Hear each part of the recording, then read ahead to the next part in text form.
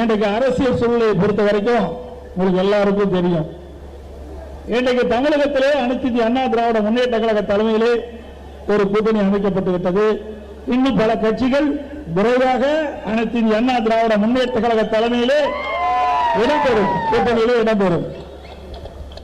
இன்றைக்கு திமுக தலைவர் ஸ்டாலினை பொறுத்த வரைக்கும் செல்லுகின்ற இடமெல்லாம் அவர் பேசுவது திராவிட முன்னேற்ற கழகம் 2026 சுமார் 200 இடங்களை வெற்றி பெறுவோம் என்று சூழலைத்துக் கொண்டிருக்கின்றார். ஸ்டாலின் அவர்களே, நீங்கள் காண்பது பகல் கனவு என்பதை நினைவில் வைத்துக் கொள்ள வேண்டும். 2026 சட்டமன்ற தேர்தல் அனைத்து இந்திய அண்ணா திராவிட முன்னேற்ற கழகம் வெற்றி பெறுகின்ற தேர்தல். அனைத்து இந்திய அண்ணா திராவிட முன்னேற்ற கழகத்தை பொறுத்தவரைக்கும் பொன்மனச்செம்மல் புரட்சி தலைவர் எம்ஜிஆர் தோற்றுவித்து புரட்சி தலைவர் அம்மா கட்டி காத்து கிட்டத்தட்ட 2011 2027 வரை தமிழகத்திலே எல்லா சட்டமன்ற தொகுதியிலும் இன்றைக்கு எண்ணற்ற திட்டங்களை கொண்டு வந்து நிறைவேற்றப்பட்ட கட்சி அதிமுக கட்சி. இந்த மாவட்டம் கூட தனி மாவட்டமாக உதயமானதுக்கும் அதிமுக. ராணிப்பேட்டை மாவட்டம், திருப்பத்தூர் மாவட்டம், வேலூர் மாவட்டத்தை பிரித்து 2 மாவட்டத்தை உருவாக்கி தந்த அரசு அதிமுக அரசாங்கம். 6 மாவட்டத்தை நாங்கள் உருவாக்கி தந்தோம். 6 மாவட்ட புதிய மாவட்டத்தை உருவாக்கி தந்த அரசாங்கம் அதிமுக அரசாங்கம். ஆட்சி பொறுப்பேற்று 4 ஆண்டு நிறைவு செய்து 5ஆம் ஆண்டு அடியடித்து வைத்துக் கொண்டிருக்கின்றீர்கள். ஏதாவது ஒரு மாவட்டத்தையாவது நீங்கள் கொண்டு வந்து காட்டினீர்களா? இல்ல.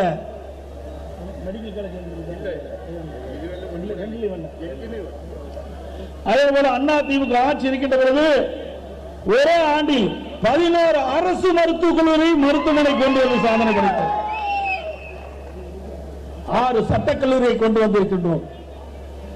அதே போல பொறியியல் கல்லூரி, வேளாண்மை கல்லூரி, கால்நடை மருத்துவக் கல்லூரி, கால்நடை பூங்கா, இப்படி கலை மற்றும் அறிவியல் கல்லூரி என்று ஏராளமான கல்லூரிகளை திறந்து ஏழை எளிய ஒடுக்கப்பட்ட நசுக்கப்பட்ட கடை கோட்டில குடிசையில வாழ்கின்ற சாதாரண குடும்பத்தில் பிறந்த மாணவனை கூட குறைந்த கட்டணத்திலே உயர்கல்வி படிக்கக்கூடிய சூழ்நிலையை உருவாக்கி தந்த அரசாங்கம் அதிமுக அரசாங்கம். அப்படி ஏதாவது ஒரு திட்டத்தையாவது கொண்டு வந்திருக்கிறீங்களா? இந்த 4 ஆண்டு காலத்தில் ஒண்ணுமே கிடையாது. தினந்தோறும் பத்திரிகை ஊடகத்தையும் பார்த்தா ஏதாவது ஒரு தலைப்பிலே எழுதுவாங்க. அதோட அந்த தலைப்போட அந்த திட்டம் கிடப்பில் போட்டுருவாங்க. கிட்டத்தட்ட 4 ஆண்டு காலமாக அனைத்து இந்திய அண்ணா திராவிட முன்னேற்ற கழக ஆட்சியில் கொண்டு வரப்பட்ட திட்டங்கள் சிக்கர் ஒட்டி திறப்போல கண்டுட்டு இருக்கிறீங்க. அதுதான் நீங்க செய்த சாதனை. புதிதாக எந்த சாதனையும் செய்யவில்லை. அதிமுக ஆட்சியிலே குடிமராமத்து திட்டம், கிராமம் நிறைந்த பகுதி, முழுக்க முழுக்க விவசாயத்தை நம்பி பல பேர் வாழ்ந்து கொண்டிருக்கின்றோம். நான் ஒரு விவசாயி, தொழிலாளி 2 பேருக்கு நன்மை பிறக்கக்கூடிய அற்புதமான திட்டம் குடிமராமத்து திட்டத்தை கொண்டு வந்து நிறைவேற்றினோம்.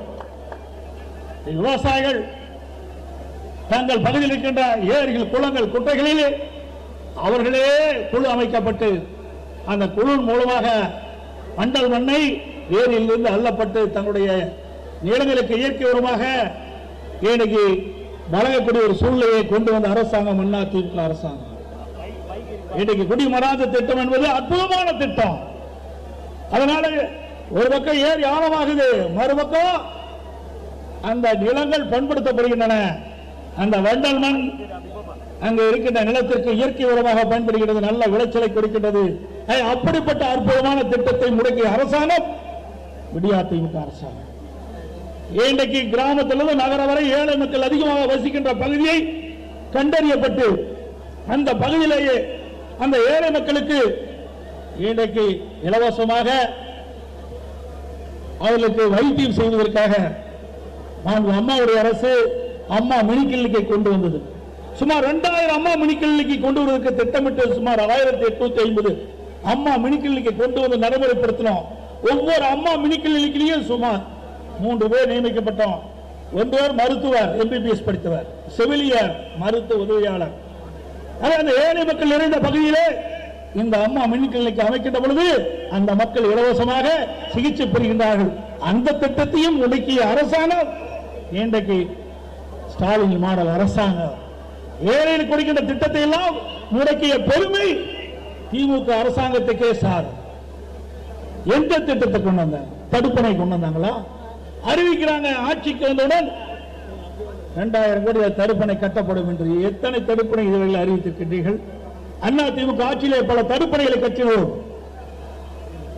இன்னைக்கு ஓடையின் வழியாக, நதியின் வழியாக வீணாக கடலில் கலக்கின்ற நீரை தடுத்து நிறுத்தி நிலத்தடி நீரை உயர்த்தி விவசாயத்திற்கு தேவை நீர், குடிப்பதற்கு தேவை நீரை அண்ணா திமுக ஆட்சியிலே உருவாக்கி காட்டினோம். ஆனால் இன்றைய ஆட்சியாளர்கள் அதையெல்லாம் கவலைப்படவில்லை. தன் குடும்பத்தை சேர்ந்தவர்களுக்கு பதவிக்கு வர வேண்டும், அதிகாரத்துக்கு வர வேண்டும், அதுதான் திரு ஸ்டாலினுடைய நோக்கம். இன்னைக்கு மன்னர் ஆட்சி, வாரிசு அரசியல். திரு கருணாநிதிக்கு பிறகு திரு ஸ்டாலின், திரு ஸ்டாலினுக்கு பிறகு உதயநிதி, அதுக்கு பிறகு இன்பநிதி வர வேண்டும் என்பதுதான் அவருடைய குறிக்கோளாக இருக்கின்றது. ஒழிய வாக்களித்த மக்களை பற்றி கவலை இல்லை. வீட்டு மக்களை பற்றி கவலைப்படுகின்ற ஒரே முதலமைச்சர் திரு ஸ்டாலின் தான். தனக்கு பின்னாலே தன்னுடைய மகன் ஆட்சி அதிகாரத்திலே கட்சிக்கு தலைமை வாங்க வேண்டும் என்ற எண்ணத்தின் அடிப்படையிலே மக்களை மறந்து ஆட்சி செய்கின்ற முதலமைச்சர் இன்றைய முதலமைச்சர் என்பதை நாட்டு மக்கள் அறிவார்கள். இதற்கெல்லாம் முற்றுப்புள்ளி வைக்கின்ற விதமாக, ஊழல் அரசாங்கத்தை அகற்றுகின்ற விதமாக இன்றைக்கு தமிழ்நாடு முழுவதும் கலெக்ஷன் கமிஷன் கரப்ஷன் இதுதான் தலை தூக்கி இருக்கின்றது. இதுதான் இந்த ஆட்சியில் காணக்கூடிய செயலாக இருக்கின்றது. ஆகவே இதையெல்லாம் எதிர்கொண்டு மக்களது ஆட்சியை தமிழகத்தில் அகற்ற, நல்ல ஆட்சி தமிழகத்திலே மலர அனைத்து இந்திய அண்ணா திராவிட முன்னேற்ற கழக கூட்டணியை ஆதரியுங்கள். அது மட்டுமல்ல, எப்பொழுது பார்த்தாலும் நீட் என்று சொல்லிக் கொண்டிருக்கின்ற திரு ஸ்டாலின் அவர்களே, நீட்டை கொண்டு வந்தது 2010 மத்தியிலே காங்கிரஸ் ஆட்சி. அதில் கூட்டணி அங்க வைத்தது திமுக. திமுகவை சேர்ந்த மத்திய இணையமைச்சர் காந்தி செல்வன் அவர்கள் இருக்கின்ற பொழுதுதான் நீட் அறிமுகப்படுத்தப்பட்டது. நோட்டிபிகேஷன் 2010 மத்தியிலே காங்கிரஸ் ஆட்சி, திமுக கூட்டணி ஆட்சியில் இருக்கின்ற பொழுதுதான் இந்த நீட்டை கொண்டு வந்தார்கள். அதை தடுத்து நிறுத்துவதற்கு அம்மா முயற்சி செய்தார்கள். அம்மா மறைவுக்கு பிறகு அம்மாவுடைய அரசு முயற்சி செய்தது நீதிமன்றத்தின் மூலமாக நடைபெறாமல் தடைபட்டு விட்ட காரணத்தினாலே நடைமுறைப்படுத்த வேண்டிய கட்டாயத்துக்கு தள்ளப்பட்டோம். இன்றைக்கும் நீட்டிலிருந்து தமிழகத்திற்கு விலக்களிக்க வேண்டும் என்று தொடர்ந்து குரல் கொடுக்கின்ற இயக்கம் அதிமுக இயக்கம். அதற்கு மாற்றாகத்தான் இன்றைக்கு கிராமத்திலிருந்து நகரம் வரை ஏழை எளிய குடும்பத்தில் பிறந்த மாணவ மாணவி அரசு பள்ளியிலே படித்துக் கொண்டிருக்கின்றார்கள். அப்படி அரசு பள்ளியில் படிக்கின்ற மாணவர்கள் பெரும்பாலும் ஏழை குடும்பத்தைச் சேர்ந்தவர்கள். விவசாயி தொழிலாளி, கூலி தொழிலாளி, இப்படி அடிமட்டத்திலே வாழ்கின்ற குழந்தைகள் தான் அரசு பள்ளியிலே படித்துக் கொண்டிருக்கின்றது. அரசு பள்ளியில் படிக்கின்ற மாணவ செல்வங்களுடைய எண்ணிக்கை 41%, சுமார் 3,80,000 பேர் அரசு பள்ளியிலே படித்துக் கொண்டிருக்கின்றார்கள். ஏழை மாணவர்கள். அந்த மாணவருடைய கனவு நனவாக வேண்டும் என்பதற்காக அம்மாவுடைய அரசாங்கம் 7.5% உள் இடஒதுக்கீடை கொண்டு வந்து சட்டமன்றத்தில் அமல்படுத்தப்பட்டு நடைமுறைப்படுத்தப்பட்டு இன்றைய தினம் சுமார் 3,460 பேர் இன்றைக்கு அனைத்து இந்திய அண்ணா திராவிட முன்னேற்ற கழக ஆட்சியில் கொண்டு வரப்பட்ட சட்டத்தின் மூலமாக ஏழை எளிய குடும்பத்தில் பிறந்த மாணவ மாணவி MBBS படிக்கிறாங்க, பல் மருத்துவராக படிக்கிறாங்க. அது மட்டுமல்ல, இந்த 7.5% உள் இடஒதுக்கீட்டில் இடம் கிடைத்த மாணவர்கள் ஏழை மாணவர்கள். அவர்களுக்கு மருத்துவ கல்வி கட்டணம் செலுத்த முடியாத குடும்பத்திலே இருக்கின்றவர்கள்.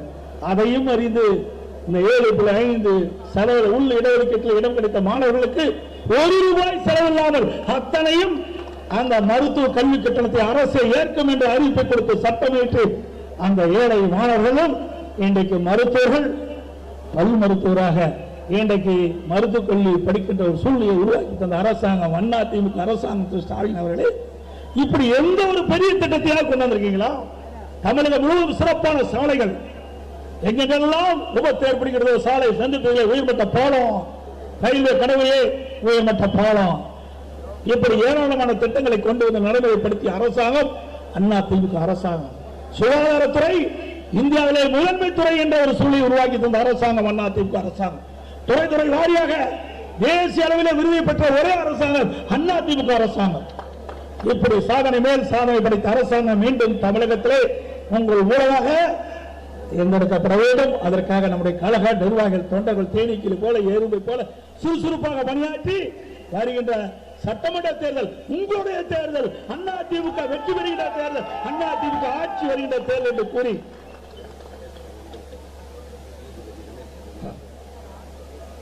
அதோடு இந்த திருமண விழா நிகழ்ச்சியிலே உயர்நீதிமன்ற நீதி அரசர் மரியாதைக்கு MS ரமேஷ் அவர்களுக்கும் என்னுடைய நன்றியை தெரிவித்து அத்தனை நல்ல உள்ளங்களும் திருமண விழா காட்சியை கலந்து கொண்டு மணமக்களை வாழ்த்தி அத்தனை பேருக்கும் நன்றி, வணக்கம்.